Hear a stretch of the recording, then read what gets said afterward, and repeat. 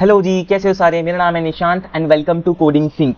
तो आज की इस वीडियो में हम बात करेंगे कि एट्रीब्यूट क्या होते हैं और एलिमेंट क्या होते हैं। ठीक है, एट्रीब्यूट और एलिमेंट, इन दो पे ही हम ज्यादा फोकस करेंगे। हम टैग के टाइप्स नहीं पढ़ने वाले इस वीडियो में, क्योंकि मुझे ऐसा लगता है कि आपको अगर टाइप जानने हैं, समझने हैं, तो आपको थोड़ी बहुत HTML आनी चाहिए इंटरमीडिएट लेवल की। जैसे आप सीख गए कि फॉर्मेटिंग टैग क्या होते हैं, फॉर्म टैग क्या होते हैं, ठीक है, और इमेज टैग, एंकर टैग, ये अगर आप सीख गए, टेबल वगैरह वो सब, तो आप अच्छे से समझ पाओगे कि ये जो टाइप है ना टैग्स के, वो कैसे हैं और क्या हैं। अभी के लिए हम बात कर लेते हैं कि एट्रीब्यूट क्या होते हैं और एलिमेंट क्या होते हैं। इसीलिए ये वीडियो थोड़ी सी छोटी रहने वाली है, पूरा देखें इस वीडियो को तो अच्छे समझ में आएगा। बात कर लेते हैं एट्रीब्यूट की। तो बेसिकली एट्रीब्यूट क्या होता है, किसी भी एलिमेंट की प्रॉपर्टीज, ठीक है, किसी भी एलिमेंट की प्रॉपर्टीज को हम क्या बोलते हैं, एट्रीब्यूट बोलते हैं। ठीक है, या फिर आप ये भी कह सकते हो कि किसी भी एलिमेंट की कुछ एडिशनल इंफॉर्मेशन क्या कहलाई जाती है, एट्रीब्यूट कहलाई जाती है। एग्जांपल लेके बताता हूं आपको। जैसे मान लो कि आपके पास एक घर है, ठीक है, तो ये पूरा का पूरा घर ना अंदर से खाली पड़ा हुआ है, इस घर के अंदर कुछ भी नहीं है। तो क्या ये घर अच्छा सा लगेगा देखने में? नहीं ना, मतलब बेसिकली बस दीवारें हैं जिन पे पेंट कर रखा है, उसके अंदर अंदर कुछ भी नहीं है, उसके अंदर है ही नहीं कुछ। ठीक है, और अगर मैं बात करूं कि एक घर है जिसके अंदर सब कुछ है, उसके अंदर बेड है, सोफा है, ठीक है, अलमीरा है, डाइनिंग टेबल है, फ्रिज है, वॉशिंग मशीन है, तो एक घर की वो क्या हो गई, प्रॉपर्टीज हो गई। Washing machine, fridge, furniture, dining table, ये सारी की सारी चीजें क्या हो गई, हमारे पास प्रॉपर्टीज हो गई घर की। तो घर थोड़ा सा अच्छा सा लगेगा, ठीक है, घर पूरा कंप्लीट लगेगा, घर की वो एडिशनल इंफॉर्मेशन है, एडिशनल प्रॉपर्टीज हैं। तो इसी को कह सकते हैं हम कि ये क्या है, हमारी एट्रीब्यूट है। किसी भी एलिमेंट के प्रॉपर्टी या फिर एडिशनल इंफॉर्मेशन क्या कहलाई जाती है, एट्रीब्यूट कहलाई जाती है।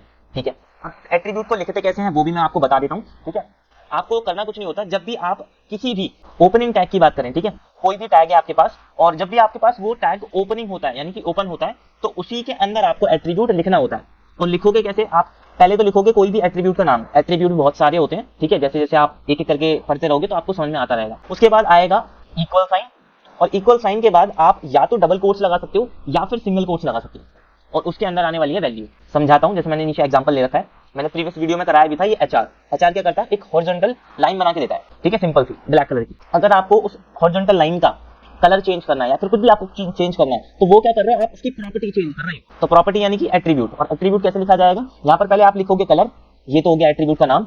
फिर आएगा आपके पास इक्वल, डबल कोट्स लगा लो, या फिर सिंगल कोट्स लगा लो। उन कोट्स के अंदर आपकी वैल्यू आएगी।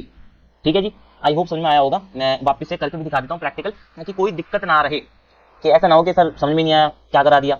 ठीक है, तो आओ यार करके भी देख लेते हैं। जैसे मैंने यहाँ पे पेज बना रखा है ऑलरेडी एक HTML का, और मैं क्या करता हूँ, यहाँ पर एक HR ले लेता हूँ। ठीक है, सेव किया मैंने। अब HR एम्प्टी टैग होते हैं, यानी कि उसको बंद नहीं करना होता, बस वो ओपन ही रहता है, उसको क्लोज नहीं करना होता आपको। यहाँ पर आके हम रिफ्रेश करके देख लेते हैं। रिफ्रेश, तो आपको एक लाइन से दिख रही होगी, ठीक है, दिख रही है ग्रे कलर में। अगर मुझे इस लाइन का कलर चेंज करना है तो मैं क्या करूंगा, बेसिकली हमेशा याद रखना, हमेशा ओपनिंग टैग के अंदर ही आना है। ठीक है, ओपनिंग टैग के अंदर ही। यहाँ पर मैं लिखता हूँ कलर, ठीक है, इक्वल, और या तो मैं डबल कोट्स ले लूं या फिर मैं सिंगल कोट्स ले लूं, और जोन से भी आपको कलर चाहिए बस उसकी वैल्यू लिख देना। जैसे मेरे को अभी रेड चाहिए तो मैंने रेड लिख दिया, ताकि आपको अच्छे से विजिबल हो जाए। सेव किया, और यहाँ पर आके एक बार रिफ्रेश करते हैं तो देख सकते हो ये जो एलिमेंट था, ये जो टैग था, इसने अपनी प्रॉपर्टी क्या कर ली, चेंज कर ली। ठीक है, एक और एग्जांपल दिखा देता हूँ मैं आपको। जैसे मान लो कि हमारे पास एक H2 है, ठीक है, H2 के अंदर मैं यहाँ पर लिख देता हूँ कोडिंग सिंक। ठीक है, कोडिंग सिंक मैंने यहाँ पर लिख दिया, सेव किया, यहाँ पर आके रिफ्रेश करता हूँ तो कोडिंग सिंक यहाँ की साइड आ रहा है। बाय डिफॉल्ट लेफ्ट साइड ही आएगा, बट मैं चाहता हूँ ये सेंटर में आ जाए। कहाँ पर? सेंटर में, इस जगह पर बीच में आ जाए। तो आप उस टैग का एट्रीब्यूट आता है उसका यूज करोगे। ठीक है, जैसे यहाँ पर देखो, ये मेरा H2 का ओपनिंग टैग है। क्या है? Opening tag. ओपनिंग टैग के अंदर आपको आना है और यहाँ पर आपको लिखना है अलाइन। क्या लिखना है? अलाइन। अलाइन के बाद आप यहाँ पर उसे वैल्यू दोगे। वैल्यू आप क्या क्या दे सकते हो, आप लेफ्ट दे सकते हो जो कि बाय डिफॉल्ट रहता ही है, आप राइट दे सकते हो, ठीक है, तो राइट साइड में आ जाएगा, या फिर आप सेंटर दे सकते हो। ठीक है, और सेंटर की स्पेलिंग देख लो, ऐसी लिखी जाती है इस HTML में। मैंने सेव किया, यहाँ पे आके रिफ्रेश करता हूँ तो आप देख सकते हो ये जो मेरा H2 एलिमेंट था या फिर टैग था, इसकी प्रॉपर्टी चेंज हो गई है। कैसे चेंज हुई? क्योंकि मैंने अलाइन एट्रीब्यूट का यूज किया है। ठीक है जी, आई होप आपको अच्छे से समझ में आ गया होगा। अब बात कर लेते हैं हम कि एलिमेंट क्या होते हैं। ठीक है, हल्का सा ना डिफरेंस है। देखो, एलिमेंट क्या होते हैं, तीन चीज का कॉम्बिनेशन होता है। किसका? तीन चीज का। तीन चीज कौन कौन सी? एक तो आपके पास आएगा टैग, दूसरा आएगा एट्रीब्यूट, और तीसरा आएगा कंटेंट। ठीक है, यहाँ पे देखो मैंने एग्जांपल में अच्छे से समझा भी रखा है। तो ये हमारे पास क्या होता है, टैग होता है। बेसिकली क्या होता है? टैग होता है। तो ये हो गया मेरा ओपनिंग टैग और ये हो गया मेरा क्लोजिंग टैग। ठीक है, समझ आ गया। अब यहाँ पर देखो एक एट्रीब्यूट होता है क्लास करके। अब ये क्लास ना अभी आपके लिए यूजफुल नहीं है, CSS में यूजफुल रहेगा जब हम CSS करेंगे। अभी के लिए आप समझ लो कि एक एट्रीब्यूट होता है क्लास करके। ठीक है, और मैंने उस एट्रीब्यूट की वैल्यू भी दे रखी है।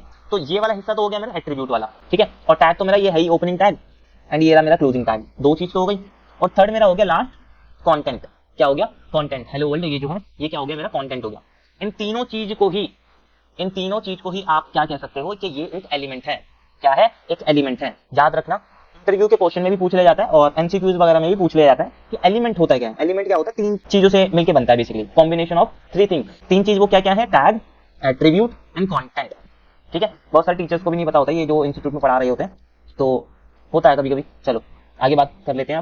अब यहाँ पर देखो, ये जो हमारे पास एलिमेंट होते हैं ना, एलिमेंट हमारे पास बेसिकली बहुत टाइप के होते हैं, बस मेनली आपको बता देता हूँ मैं यहाँ पर, और अभी बस ऊपर ऊपर बता रहा हूँ, ठीक है। मेनली हमारे पास दो एलिमेंट होते हैं। एक तो होता है हमारे पास ब्लॉक लेवल एलिमेंट, और दूसरा होता है हमारे पास इनलाइन एलिमेंट, ठीक है।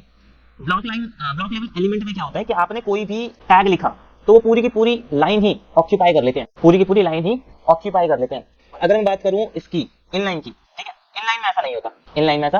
इनलाइन में क्या करेगा? जितना आपने कंटेंट दे रखा है उतनी ही स्पेस ऑक्यूपाई करेगा, उतनी ही विड्थ लेगा। अभी भी आपको थोड़ा समझ में नहीं आया होगा, अभी थोड़ी सी समझाता हूं मैं कोडिंग करके। इरेज कर लेते हैं पहले से, अब बात करते हैं। चलो तो मैं इसे अभी के लिए हटा देता हूं, ठीक है। जैसे मान लेते हैं कि हमारे पास एक पैराग्राफ है, ठीक है, एक पी टैग पैराग्राफ है, और इसके अंदर बस मैंने यहाँ पर लिखा हेलो एंड वर्ल्ड।